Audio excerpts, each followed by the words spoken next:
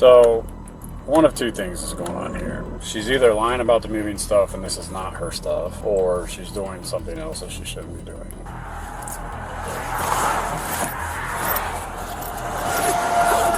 大家好，我是56。不知道大家有没有被警察临检的经验？我们都知道，在国外，尤其是美国，被警察临检绝对是一件压力不小的事，更不用说如果今天被临检的人还是个逃犯，甚至是走私犯罪者。所以今天就让我们来看一段真实的美国 Highway Patrol 执法的过程，并来逐帧分析警察和罪犯们之间的心理博弈。在3月22号2024年的时候，一名州警看到一辆卡车靠前车太近且没有开车前灯，于是上前拦停，是个很一般的例行检查。那这边呢，警察一开门，我们就可以看到这名女子，她就把袖子拉了上去。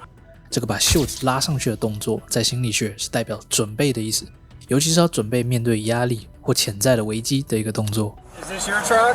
No, it's a rental. A rental? Did you rent it? Yes. Okay, do you have the rental agreement and your license? Yes. That was also down there. I didn't want that to blow out. No problem. Can you do me a favor? Can you turn your headlights on? Yes. Also, be careful with how close you're getting to some of those other cars, okay? You got in behind that semi. You weren't speeding or anything, so just go around them or back off of them. I don't want you to crash or anything, okay? Arizona? Yes. Where are you coming from? From Arizona? Coming from Arizona. Okay. Where did you rent this at? Tucson, Arizona. In Tucson? Yes. Where are you headed to? Here to Harrisburg. Harrisburg? Yes. Pennsylvania? Yes, Pennsylvania. Okay. All right. What takes you over there? Because I'm going to move over there. You're moving? Yeah. Okay. Are you doing this for a company? Company? Yeah. No, it's because I used to move things at other times, so that's why. Okay. So, where are you taking the truck to? It's going to come back. To Arizona? Yes. Okay. 好，我们首先可以注意到的是这个女的坐姿哈，那一只手放在方向盘上，另外一只手就这样很舒服的靠着握把，显示出一种很惬意的感觉。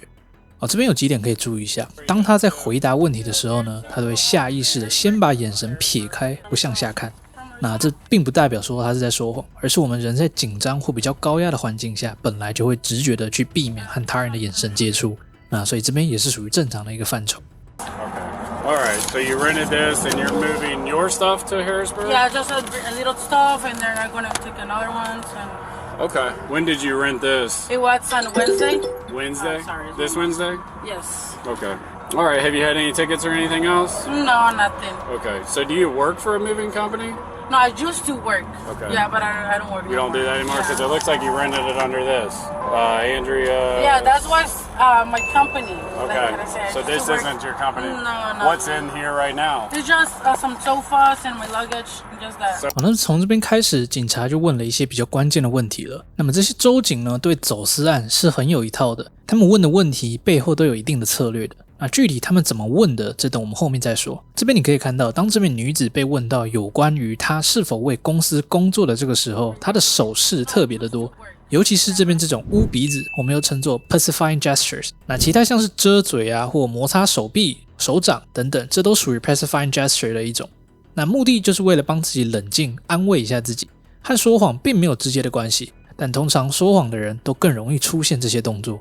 这边最值得注意的是，当被问到卡车里装了什么的时候，他把两手的袖子都拉了上去，不只显示出他的防御心态，这边这种拉袖子的动作也是前面刚刚讲的 pacifying gesture 的一种，去帮助他冷静下来。还有这边的手势配上他的说法，只是一些沙发、一些行李箱而已。那两者综合在一起呢，整体就会给人一种更加可疑的感觉。Sofas and luggage? Okay. And it belongs to you? Yes. Okay. Yes. I hear this a lot, okay? Yeah. And if you're doing it for pay, that's fine. I'm No, not here it to be judged. belongs to me. It belongs to me. 这边帮大家补充一下了，这名女子之所以会坚称东西属于她的，是为了要避免警察有一个正当的原因来去查她的货物。因为在美国，如果你是收了钱帮人家运送货物的话，更何况是这种跨州的运送，你背后是需要办很多的证件的。那这边尤其你可以看到，他这手放在胸口的动作，说这是我的，这是我的。这个动作表达出了一个很强烈的“我是说真的”的信号。那在心理学呢，我们的人的胸口是我们身体最脆弱的地方，所以这边他双手轻抚了一下自己的胸口，也强烈的表示出安慰自己的一个意思。那平日里你也会发现，当一个人处在有戒心的时候呢，他手会不自觉的交叉摆在胸口前，也是一样的道理。那有趣的是，还有另外一种情况，也就是当我们不耐烦的时候，手也会不自觉的交叉摆在胸前。而在这边不耐烦的这个 context 下，手交叉的这个动作就会从安慰自己、保护自己变成抑制住自己的一个动作了。而当你忍无可忍的时候，你这时手可能会变成叉腰，然后再之后你大概就暴走。Right, and then you're gonna. So why are you gonna drive the truck all the way back? Because, like I say, because I'm coming to move her here, and then I'll go back, and then bring another stuff. Okay, all right. Bear with me. Let me do some checking on some things, but that's why I have you stopped. Okay. Yeah. Be careful. Have you had any breaks or anything? When did you leave Tucson? I just leave on Wednesday. Wednesday. So Yeah. you've been driving hard then. If Yeah. you're here already. Where have you been sleeping at? At the hotel. Oh, you yeah, slept I'm at a renting. hotel? Yeah, Okay. How many nights? it's 2 nights. You spent 2 nights in a hotel? Yeah, no, one night like I came on Wednesday. Uh-huh. I slept in the hotel, and then yesterday I slept in the hotel. And Okay. All right. Well, bear with me for 1 second. I'm gonna check some things out, and I'll be back with you. Yeah. Okay. All right. 我在这边被问到你为什么又要开回去 Arizona 的时候，这名女士回答道：“因为就像我之前说的，那么这个起手式呢，除了拖延一点时间，让她可以去思考之外，也暗示说了哦，她从刚刚到现在的回答都是一致且合理的这个潜台词。那么这边警察出于关心，问她有没有好好休息，问她是星期几出发的。这时候这名女士可能感觉到警察有可能会在时间的不合理性上面挖洞。”于是乎，你可以看得出来，这名女士是回答的很小心，但因为她这个时候是处于一种很戒备的一个状态，导致于说这边警察其实开了一个小玩笑，哇，那你开得很凶诶的时候，这个女士是完全没有注意到这个玩笑。不过有可能也是因为英语并不是这位女士的母语的一个原因。那么事后，这位警察做完一个盘查后，就回到车上和他的同伴讨论。从时间上来看呢，从 Arizona 到 Harrisburg 要连开33个小时，也就是代表这位女士基本不太可能有休息的时间。再者，她这个 registration paper 上面有一个很浓的 air freshener 的味道。So, is she nervous? Smell that. It's like downy or something. That's what I said. It's like a softener, fabric softener or something. You know me, my wife will shoot me. Huh? How come it smell like that? My wife will shoot me. I'm just gonna walk it. Okay. 那么这种类似于芳香的味道，大多时候是为了躲避缉毒狗。不过事后警察一放出 K9， 马上就对车厢有了反应。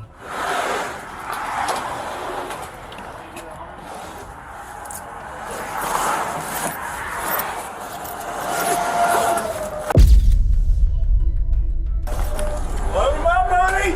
What is it?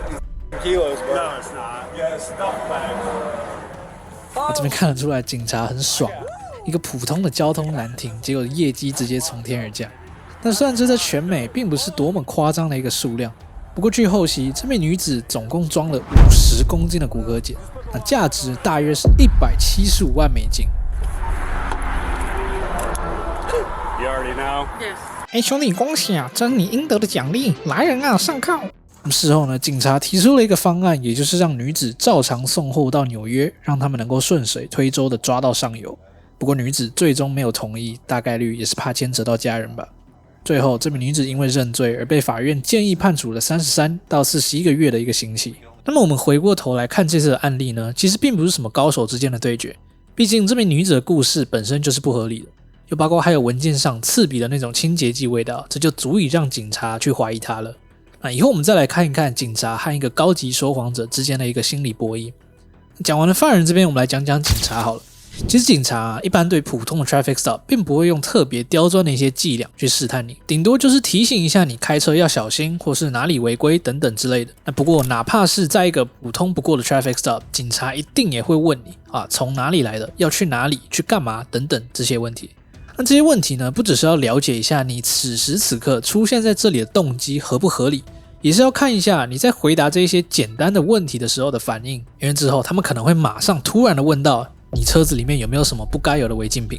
那如果这个时候你的眼神、肢体动作、语速开始有了明显的转变，警察可能就会尝试用来别招来去测试你。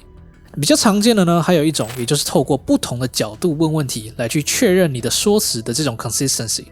那以这次的事件为例呢，警察一开始就先问你是什么时候租车的，然后后面就问了一系列问题，包括你在哪里睡觉，睡了多久，都是在想办法拼凑出这背后的一个时间线合不合理。那想当然，根据女子的说法，她在 hotel 总共休息了有2晚，代表她一天至少要连续开10到12个小时才会符合她故事的时间线。在今天的影片中，警察其实有丢了一个陷阱，也就是这边警察问到， Yes. I hear like this a showing- lot. Okay. Yeah, yeah. And if you're doing it for pay, that's fine. 因为在美国，如果你是收钱运送货物，尤其是跨州还开着这种大卡车，你是需要一堆文件的。所以当警察这边问到，如果你收钱了没关系，我不是来找你麻烦的，很大程度上显示警察有可能已经怀疑这位女士和走私的嫌疑了，于是乎丢了一个很轻的违法行为的饵，看她愿不愿意上钩。如果这时候女子觉得干脆承认让警察误会，说不定就开个罚单等等就了事，但这反而会给警察一个更好的一个破口，像是那你是帮谁运送的，那你的朋友是谁，你朋友的电话姓名等等。那这招呢也很常用在一些潜在的毒贩零检。如果警察怀疑你藏毒，他会先跟你说他闻到味道了，那在你否认后，他就会跟你说会不会是你的乘客或之前坐过车的人留下的责任并不在你。这时警察看似好像是在保护你，不会诬赖你，其实是要借此拿到搜你车的权限。那么这种警察主动提供你额外一个选项，而且通常是轻罪的这个方式，来去暗示你犯罪，从而去打开破口的这种话术，也叫做 Alternative Question Technique 是个实实在在的审问技巧之一之后再让我们拿实际的审问过程来解释。那总结，如果你在美国遇到警察临检保持冷静，一点点的紧张是很正常的提供 ID 以及各种保险证件时就保持礼貌。记得手机也可以拿起来录影，保护自己警察除非有特别的原因，否则是无权搜索你的车的多一个心眼总是好的。那么希望大家今天也学到了点什么，我是5之6，我们下一部影片见。